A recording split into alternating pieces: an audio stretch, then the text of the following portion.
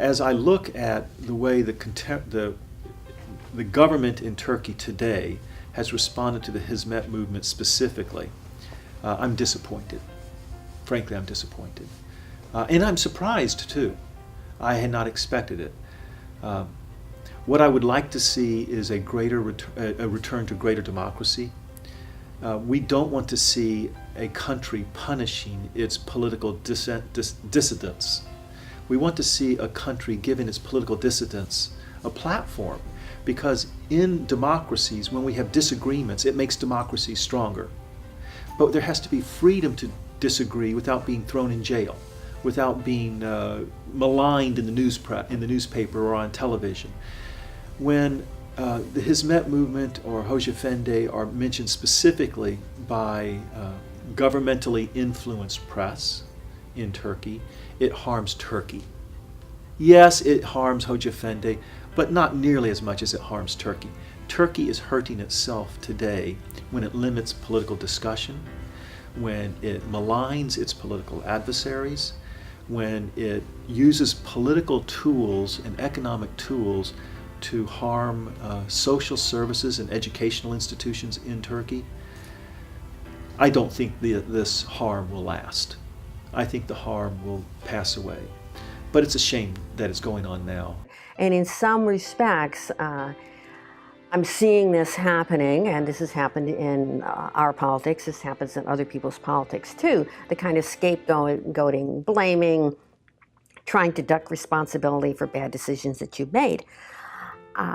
People have to remember that the Gülen movement is basically a civil society movement. It is so sad that in Turkey, from where Hizmet movement originated, that the government is accusing Hizmet movement of creating problems, of being spies of other countries. It is very unfortunate.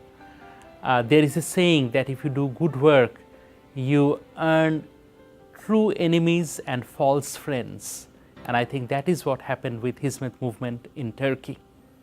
Unfortunately, as I was mentioning a few minutes ago, in most Muslim countries we do not find any movement that provides service to the people, that promotes education, that promotes interfaith dialogue, that helps people in distress. Hizmet movement was filling that gap. But I don't know why Turkish government is perceiving Hizmet as a threat to their political goals. It is something that is completely inexplicable to me. And I think Turkish government is making a big mistake. And it's easy, apparently, in Turkey to stir up conspiracy theories. People seem to like conspiracy theories. But I cannot understand how a responsible leader of a country criticizes Hizmet, because everything I see is things the country should have. If I think about the U.S. analogy, if we had more support and better schools, if we had more opportunities for poor people to get out of their slum conditions and go to universities, if we have more opportunities, more places to respond to natural disasters, these are all good things. And I would think responsible government would support all those things. I think there's a fear when we hear that the government of Turkey is expressing negative opinions about these. I can only think that that's not a future of democracy. The drive is to have a less educated electorate, a less sophisticated population, fewer educated people coming from minority groups, from the Kurdish population, from the other minorities. And that's bad for the country and bad for the world.